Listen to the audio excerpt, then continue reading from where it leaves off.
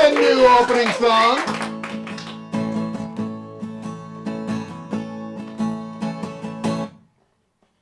Hey, what do you know? It's the BD Freeman show. Hey, what do you do? You sit your booty down while I talk to you. Hey, be on my team, or else you'll give me low self-esteem. The BD Freeman show. Yeah! Tonight is a great show. We have Miss Pamela, the world's most famous groupie of all, and best-selling author. So stick around. We'll be right back after this. Yeah!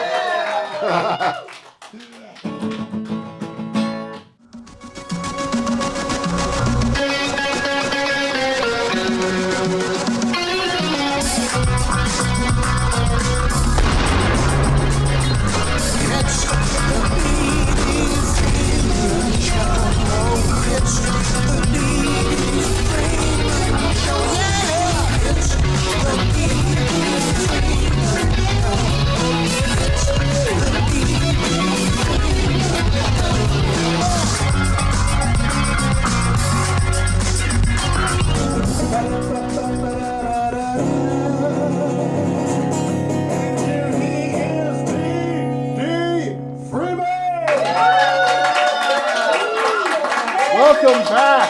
Yes.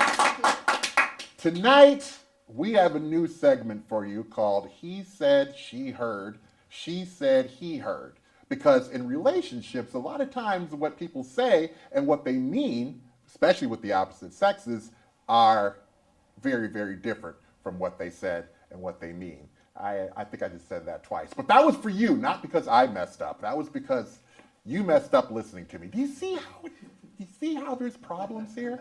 It's like that. So I made this just for you guys, because I wouldn't have made this show just for me to have my own show, because I'm a greedy kind of person, very selfish. So here we go. Let's start with what women say and what it is that they actually mean. Okay. Woman says, sure, go out with your friends. I don't mind at all. What she's actually saying is, you better not leave this house unless you want to get stabbed. It's what the Decipher says. Not coming so much from me. This is science. It's a science here. Okay. The woman says, use the GPS. We're lost. What she really means is, use the GPS. We're lost. Okay. The woman says, babe, did you take the garbage out like I asked you? What she means, your lazy ass didn't take the garbage out like I asked you. Why are the women are clapping in the audience for that one? Gee whiz. Hey, you can't beat the science, baby. Okay. The woman says, let's have a romantic night. And the woman, what she means is, if you don't make love to me soon, I'm taking it to Jesus. And by Jesus, I mean that sexy Mexican gardener who's there every single day. He's good with the bushes. I'm sorry. I'm sorry. It's a family show. It's a family show. Okay, now here's for the men. Pay attention, men. Okay, so a man says, here's what a man says.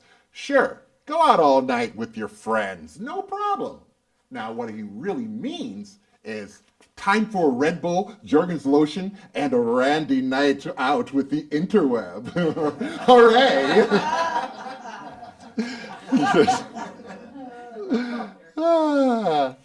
A man says, I don't need GPS. What a man means is, I should turn on the GPS, but then she'd know. A man hears, did you take the garbage out? But in his mind, what he really hears is, what? Okay. Love making. Now, when a man hears, let's stay in tonight and have a romantic time, what he says is, okay, babe. What he means is, crap, I'm not making love ready. Damn you, Red Bull, Jergens lotion, and the interweb. And damn you, George Lambert. Yes, I think that's it. Is that it? Yeah, that's it for the monologue. There you go. That's it for the monologue. We will be right back with a little game piece. Someone's going to win $100. And with the lovely Miss Pamela des Barres. Come on back. It's going to be a great night.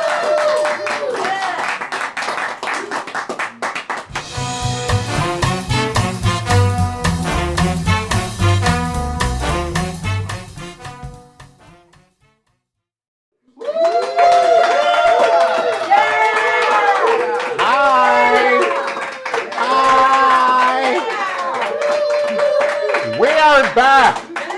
Tonight I have another special show for you. This is a personal friend of mine, and I'm so lucky to know her. And she is the most intriguing person, like one of the most I've ever met in my life. And her life is actually books. She's a bestseller, New York Times bestseller, and she's just an amazing woman, and we're going to go through her life. And if you don't know who she is, you're darn sure going to know after this show. Please welcome Miss Pamela des Barres.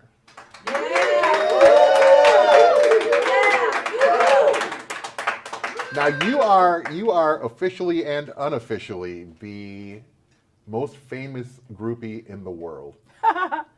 I've been called that many times, yes. I think it's because I wrote the book on it. Yeah, you did. You wrote the book on it. Yeah, yeah. And I'm proud of it. So, you know, it's a misunderstood word. It's a misunderstood term. And ever since I was doing what I was doing, hanging out with musicians, I wanted to preserve that word. And that word is groupie. Groupie, yes. And the G word, I call it. And you know, put it in the proper perspective in history. We're muses, you know. It's a corny word. A lot of people, you know, think it's corny. Oh, I don't think it's corny at all. I mean, we assisted these musicians and still do. They're all over the place. I still hear from them every day, groupies, that is, and they want to just give what they get from the music. It's a give and take. Yeah. Now I know that one time I had said, I was going to my hotel room after the show, and there was this groupie chick that like ran past me into my room and like threw off this coat she was wearing, and she's like totally nude. It was crazy. And I told you the whole story of that, and you were like, she's not a groupie, she's a fan. Yeah, groupies don't act that way unless, well, they begin as fans and they may do those kinds of things a couple of times and say, well, that doesn't work. You know? Right, because I had to like leave the room, go downstairs, look at what time it was, you know, because I didn't want something bad to happen to me because somebody's too enthusiastic. I appreciated that. That's a good word. Well, I appreciated that she wanted to be naked and in my room. Don't get me wrong. Like, I completely appreciated that. But it wasn't until I took that story to you that you straightened me out on the difference. Can you straighten us all out on the difference? Well, a fan usually, this one wasn't though, is content to watch from the seats, listen at home, love them from afar, and a groupie wants to meet them. A groupie wants to get to know them, not just meet them. Meeting them is more of what a fan does. Oh, you know, get an autograph. But, you know, for us, especially back in the day when the musicians were the gods walking on earth, you know, it seemed like that, right? It was the best music made, best rock and roll music in the 60s and early 70s. We wanted to be near it, that's all. Just be a part of it. And very few, almost no girl bands at that time. Right. From the mid-60s. I became a groupie before the word existed. In about 1960, well, I was a big Beatles fan. I wanted to meet them, but I was too young, 14. So at 16, I started hanging out on the Strip, and started meeting the bands. They were hanging out too on the Sunset Strip. That's back when everything was so much easier, right? Yeah. Was it? Yes. Or do we make it in No, our it was a lot minds like easier. a time that didn't really exist? You could bump into all 5 of the Birds on the Sunset Strip, and whatever British bands were in town, you'd walk in the Whiskey Go-Go, and they'd have you sit on their lap. Wow. If You you know- were me. Right on. Okay. Yeah. Well, I wonder if this happens for you when you're out on the road, because you're an author and you go around speaking and reading your works and whatnot, Well, which all of that are fantastic, by the way. Especially my favorite is I'm with the band. Go get that book. thank you. Blow That was your my mind. first one, yeah. I hang out with my fans, and a lot of times they become my writers. I teach writing workshops, so a lot of the women get to know me very well. They feel like they know me so well because of my books. They want to let me know them in the same way. So, like you said, so they come to class and write about it, which is wonderful. But I hear from groupie girls all over the world all the time wanting to tell me their story, big long stories about how they got so and so in the sack, And I enjoy reading them. That's cool. Now, I've watched videos on your site and on your Facebook and all that of where groupies have come all the way to California to come and be there with you. Yeah, on my I mean, rock tours. And stuff. yeah, they make like a pilgrimage. Yeah. To your house, and they're beautiful and gorgeous and young, and they have all of your styles. They're looking to get more styles, ideas from you. I mean, and to hear about your life, Yeah. and I've not seen somebody draw so many people, like, especially like an author. I've not seen someone draw so many people like that, but your life is like, to us, I think, your life is like a story that the only way we can get close to it is by reading about it. Because Well, you speak you write so personally. Well, about it. those things that I did as a young woman can't happen now. Not the way they did then. But Like such. Well, there's no. I mean, who is a Robert Plant today? Or I mean, they're out there. Yes, they're out there. But you can't get near the people of the caliber that I was hanging out with now because of how everything has changed. But also the music was the best. It was revolutionary, just like everything going on in the '60s, the social, sexual, spiritual revolution going on. Mm-hmm. So they just want to see what that was like.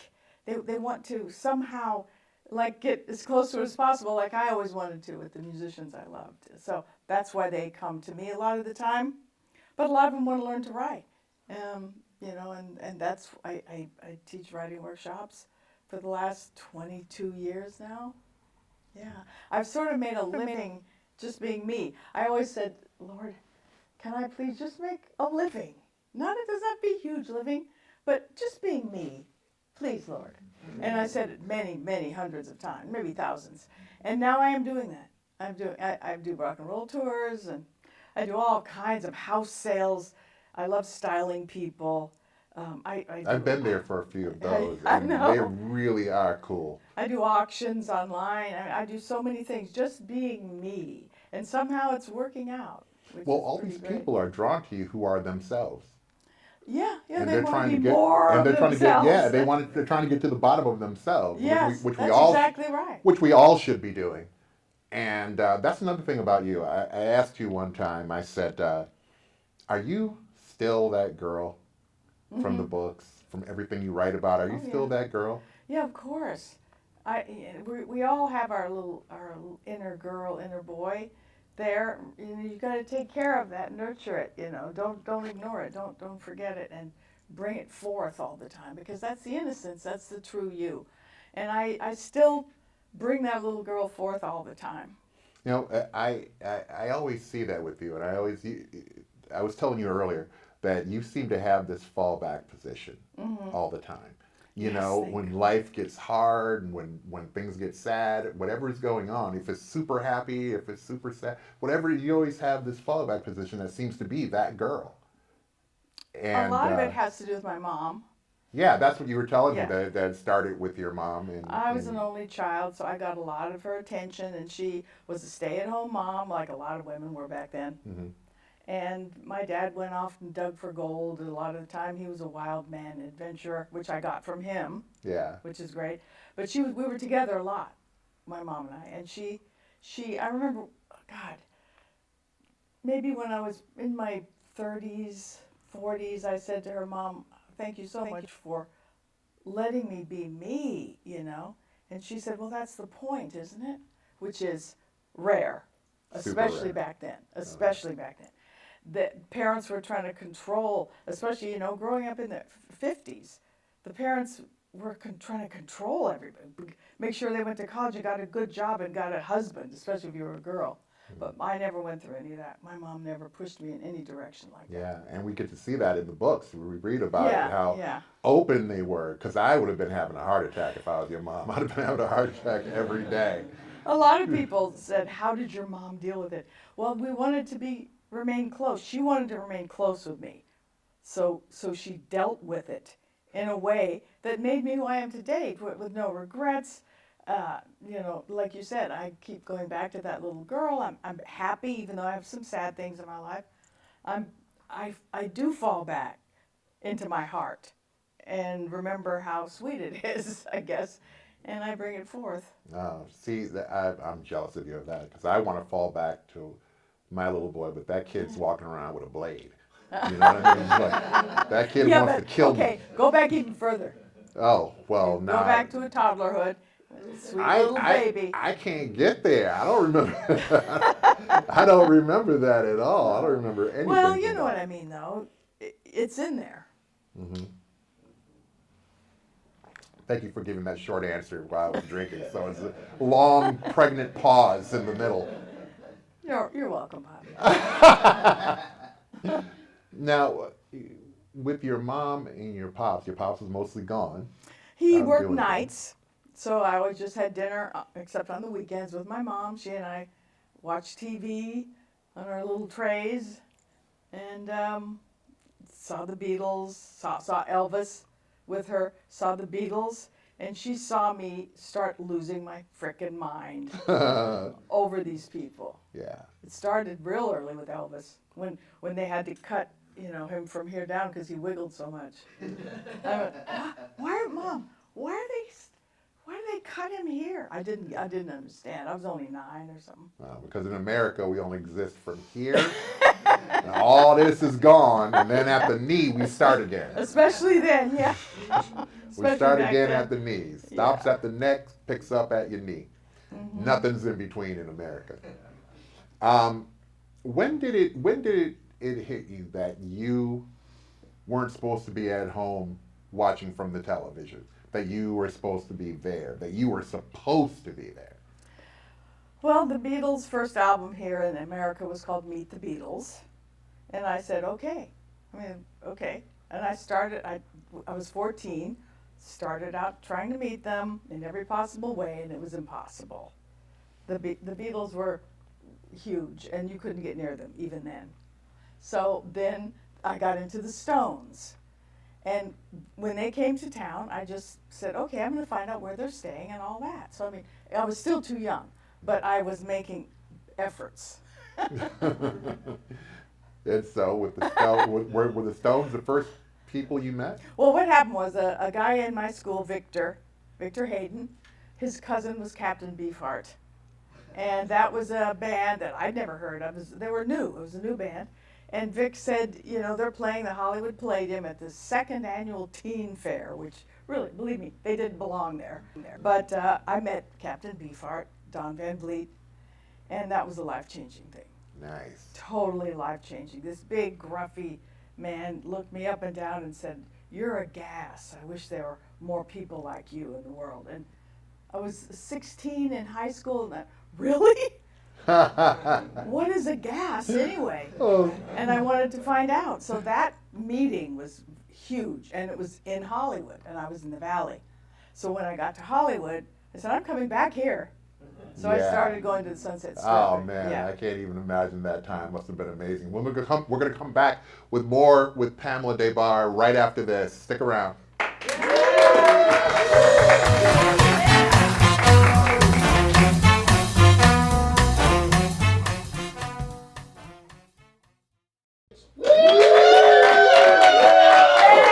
Hi, I'm here with Miss Pamela Des Barres. We're talking about her early days in groupiedom in on the Sunset Strip. So now, what was the first band that you actually got to meet? Well, besides Captain Beefheart, it was the Byrds. I was crazy about the Byrds. They were helping Dylan out. You know, Dylan's my hero, my God. And they were singing his songs, so were the Turtles and Sonny and Cher, but I love the Byrds. And they were playing a club called Ciro's. And I could Which not, is now the Comedy Store. Yes, it is now the Comedy Store. It's an amazing space, right? So Thomas, the that's director, and I, that's where we work out at so sometimes. much happened in there.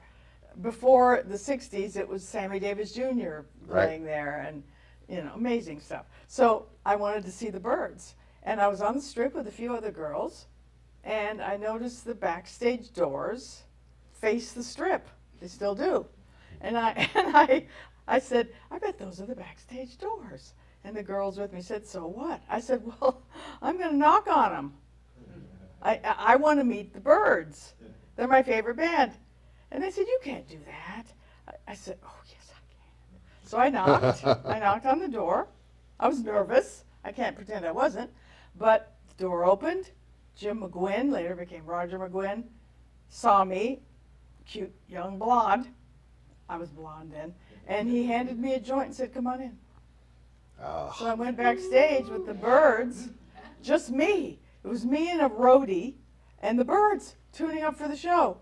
And I got this, I made eyes with the bass player, and I was in love with Hillman, Chris Hillman, the bass, for years after that. Off and on, we had a 30-year thing, you know. Now, But at that moment, I was backstage with the Byrds. I was too young to get into the club, but I went on, watched them on the side of the stage, and I got the bug, man.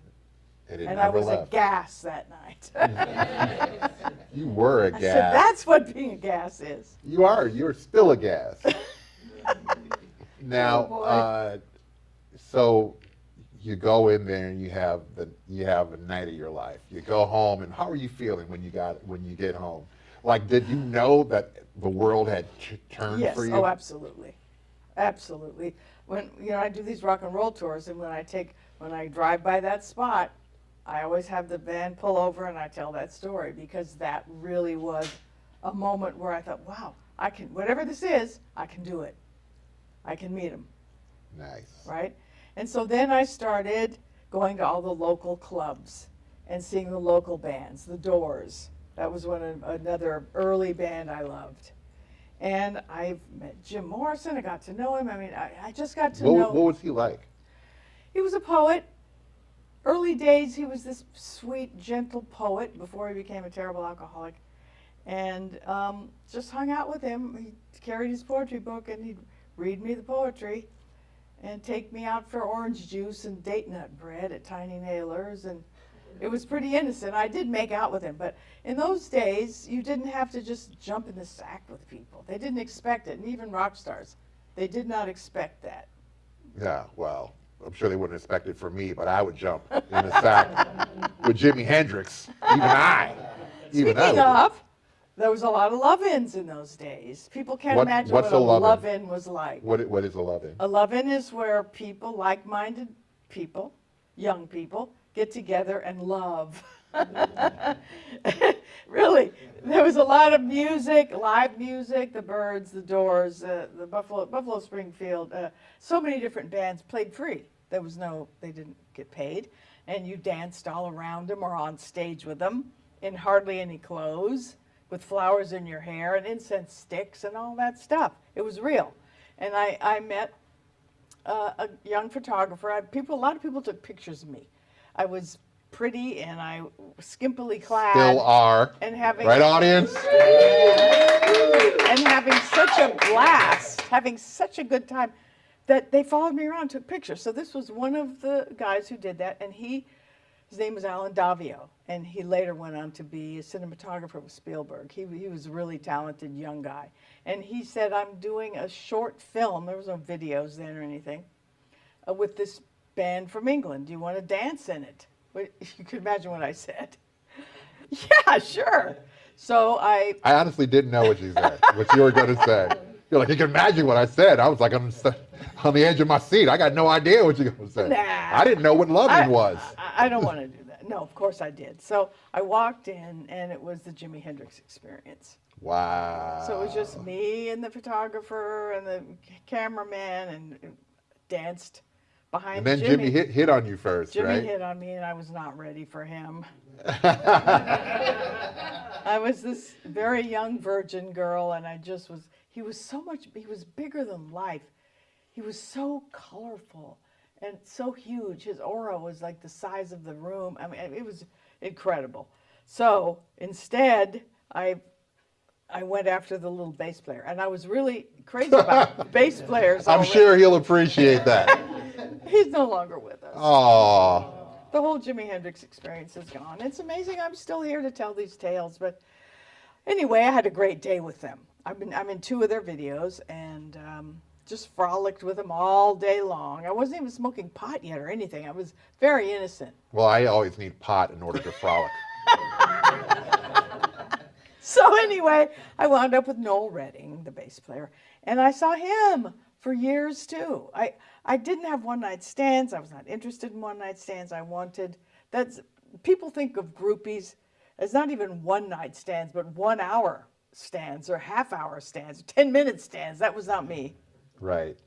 And I know that there's a lot of not groupies, but fans who think that they're groupies, who do like the 1 hour thing, and then another girl is coming past her into the room while she's walking out. Nothing's wrong with that. I don't judge that. If girls want to do that, or guys, whatever, it's fine with me. It just wasn't me. And nothing's wrong with it. And they may be groupies. They're maybe baby groupies. They're trying to break in. I'm so confused. Every time I think I got it down, I'm off. No, fans rarely get in bed with a band member. So, they're content with an autograph or just being in the audience, like I said, and listening to the music, and it moves them, and it's wonderful. But a groupie wants closeness, wants some kind of closeness, want to understand, where is that coming from? That music that just opens my heart up, and my solar plexus expands from it. I've had that happen, so I want to get to know those people. And it's fun.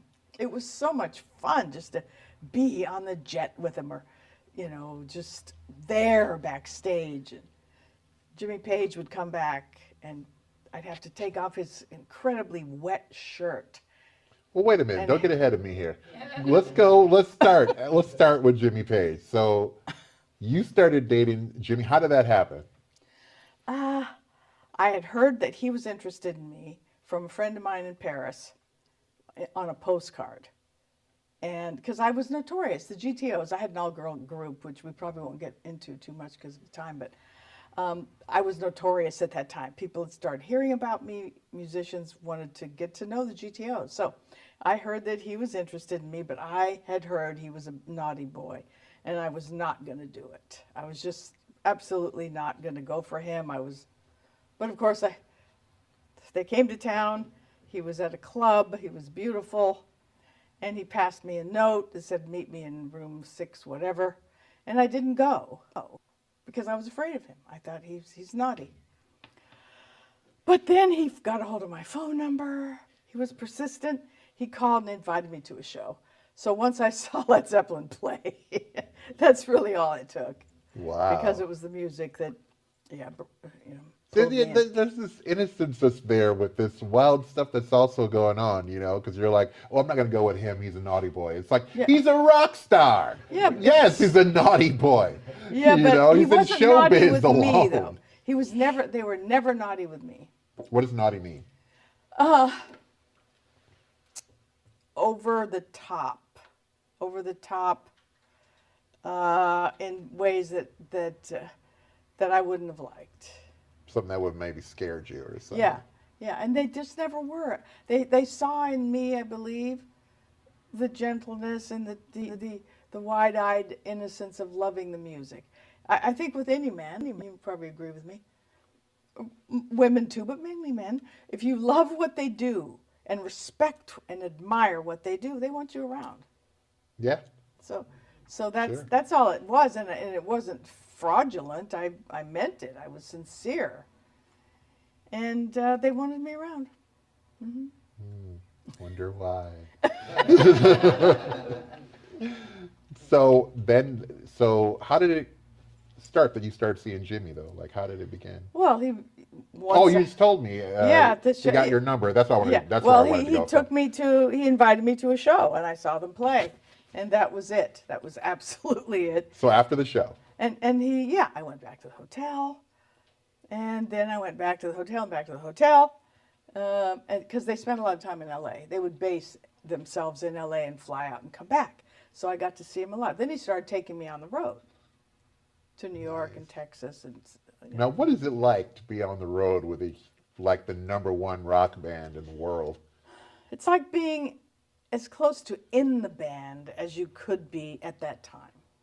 And, I had an all-girl band, but, we certainly were not famous like Led Zeppelin. So it was just... But still good music. It was just being in the thick of that. And at the time, I knew it was history. I knew because the music had never been made. Music like that had never been made before or since. So I just And knew people it. didn't rock out like that. Like they go for 2 hours where most bands went for 15 minutes or something, right? The Beatles, when I saw them at the Bowl, 22 minutes. 22 minutes, the Beatles. And the Stones, 30 minutes. Zeppelin And did 2 hours. 2 hours, a little over 2 hours, a little longer every time. And, the drum solo was... the rest of the band would go backstage for a while because Bonzo played so long on Moby Dick. Yeah. So, and I'd go back with them. I was just part of the band. I mean, it was as close to as being in the band, like I said. I was so comfortable with all of them, and they made you feel. If you were welcome, there was no feeling like it. Wow. I can't even imagine what it must have been like to be there in the world, in Hollywood, on the Strip, at that time with the people that you were hanging out with. Like That's why people care about me still. That's why people want to talk to me. That's why they read the books. That's why. Well, I read everything. I read all of your books. I know. Thank you, Bobby. Yeah. I have 5 books. I'm writing 6th and 7th right now, and 8th is coming up. Cynthia Plastercaster's book. Yeah, I'm writing it for her. She was partway through when she passed last year. Oh, I didn't know that. Yeah. I didn't even know that. Wow. I wish she was still She was around. the other most famous groupie, me and Cynthia. We were, Yeah. Now, a lot of people have been wanting me to ask this question, wrote me all week to ask me. It was the same question over and over again. So I said, okay, obviously I have to ask this. But there are people who say that you are the girl, Penny Lane, that they were talking about in Almost Famous. Yeah, I knew Cameron Crowe back then, and he watched me in action. But it wasn't just me. It was B.B. Buell, a girl who came after me, another groupie, and a girl he was actually with. His first person he slept with was a girl named Penny Lane. Well, Penny Trumbull is her name, but she called herself Penny Lane. So that's why he used that name. But it was a combination of the 3 of us, and he's told me that, and he said it in a lot of interviews. I know, I was getting ready to say to you, because I read a whole interview where he said that it was based on you. Yeah, a lot of it was. Well, Kate Hudson told me it was based. She based it on me, her attitude, her look, and all of that. She got you down pretty good. Yeah, I think she did a good job. I think she did. Yeah. I have to ask you questions now about what you have going on. Sure. Let's talk about what you have happening right now. Well, Because my website I want to help has promote everything. it. I want to help promote Thank all you. of your stuff. My website has almost everything that I'm doing on it. It's PamelaDesBarresOfficial.com. PamelaDesBarresOfficial.com. Yeah, my all the stuff I do with my clothes, my clothing sales, my auctions, my rock tours, my writing workshops, they're all on there. And I'm traveling. I travel for workshops in many, many American cities, and London and Toronto. Now that COVID's hopefully waning, I'll be traveling a lot more. I travel to so many cities every year, teaching women to know, find out who they are, get it on the page, and love who they are. Mainly. I know, because I always say I would like to attend one of I would like to be in on that writing session. Well, but then you said that but you know, women need to feel comfortable. Women need to feel comfortable in I did their have own men. space. Yeah, I did have men originally, and I noticed women held back, and there were mainly women. So it's women's memoir workshops. But I would love to have workshops for men. I would love it. I'd be your student. I would be there, because if you read her writing, her writing, it will blow you away. I promise. It will blow your mind. It's like there's some movies that when they end, I'm sad that it's ending, because I feel like I was on a journey. And with your books, I was sad when it ended. I know he journey. literally has them memorized, some of them. Yeah. He can quote parts of my books back to me. It's incredible. But also I have a podcast, Pamela Des Barres Pajama Party. I interview people, musicians mainly. I thought that was something you could go to, and I was like, I want to go to Pamela Des Barres pajama party. Yeah, I've got some great ones. Rufus Wainwright. He Nice. he sings a cappella, just sitting in my living room. It was the most magical thing. She's never asked me to be. It's musicians so I'm far. I'm so a far. comic musician. You're a comic, and you're becoming a musician. No, that's a good thing, right? Real friends can tell you the truth. Yeah. And, John Doe, I've got about 35 of them, so they're wonderful podcasts. So please listen, Pamela Des Barres Pajama Party, on all platforms. I listen to it, and when I do listen to it, I am in my pajamas. Okay. But I do. I believe in stuff Good. like that. I've got these giant footy pajamas that you zip up. How cute. You'll have to take a snap and send me. I will take a snap and send you. Okay. It's very, very sexy to see a grown man looking like a 5-year-old. Okay. Well, that's what women say. Well, one woman, Okay. All a right. lady. Yeah, Are you everything's going on to London again soon? Later in the year, I'm going to Brussels for a Zappa event. Frank Zappa was my mentor, and the GTOs. You see how deep this well goes? This well is deep. So I'm going to Brussels for a big Zappa event, and from there I'll go to London to see my girls there.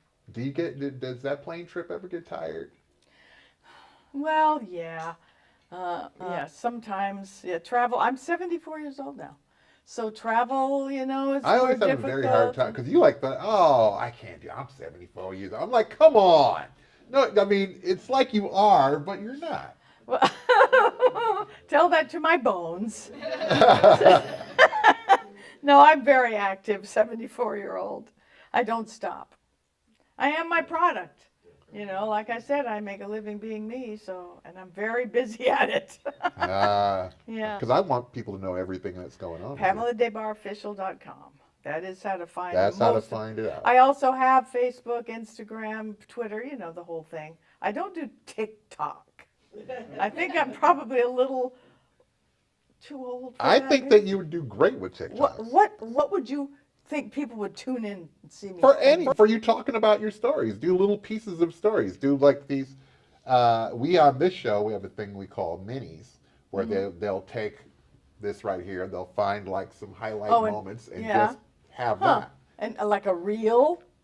Tune in to minis. No, it doesn't. It depends on how you say it, doesn't it? Well, see? You're back with BD Freeman on minis. Sounds like a show I'm ashamed of. I've not even set it up yet, and I'm already ashamed of it. It was so great seeing Terry Reid last week. Yes. Wasn't Yes, that? that was- I mean, that was just so good.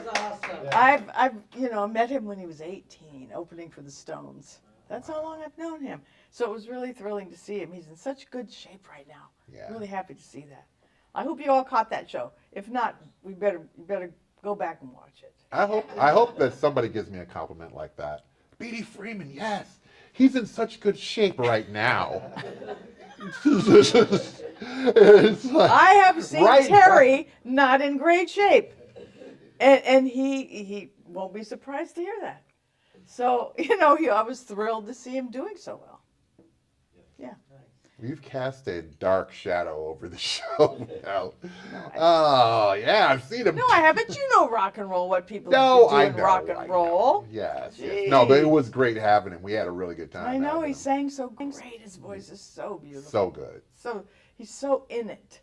He's just so in what he does. Yeah. He becomes it, and Yeah. he just There's so much joy. yeah. It's like yeah. it turns on when he starts playing. It's like he's Yeah. always a joyful kind of Yes, guy. he But when he is. turns it on, you can see it. You're right. It's like it starts to Yeah. shine from the inside out. Because he loves what he's doing. Yeah. As long as you love what you're doing, do it. Right? Yeah. Well, not all the time. I'm sure Jeffrey Dahmer loved what he was doing. Bobby, talk about bringing the show down. Jesus. God. I'm getting away from you. I'm getting away from you. I was just saying, everybody should not do what they love. There's some people who should be locked away so that they don't get a chance to do what they love. Oh, no. Okay. But what you do, I love. We all love. We're so, so happy to have you here tonight. I mean, there's so much more that I want to get in with you that we've got to make. This is like an ongoing thing with us, though. I always keep having you back because Okay. because the well of you is so deep. There's never enough time to I get like that, to the bottom that of my it. well is so deep. I like that. It's just there's no way I can't ever feel my feet at the bottom. I know there's deeper levels to go. So you'll come back and see us Yes. again, right? Yes, thank you. Okay, you won't let the Dahmer thing. No. Okay, all right. Okay. Oh, Miss Pamela Des Barres, everybody.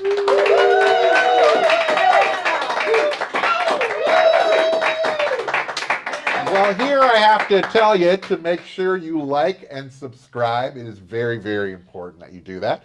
If you want, you can send money to us. It helps the show a ton. You can send that through patreon.com/BD Freeman Show. And you can see everything that we have got going on at bdfreeman.show. bdfreeman.show. And to give money, patreon.com/BD Freeman Show. So we would love that. Come back again and see us next week. You will see more incredible, wonderful, intense, and people like Miss Pamela here. And we got a lot more for you. So come on back next week. We love you. And just always remember what I say. You're not in an interracial relationship unless you're dating a chicken or a horse. Good night, everybody.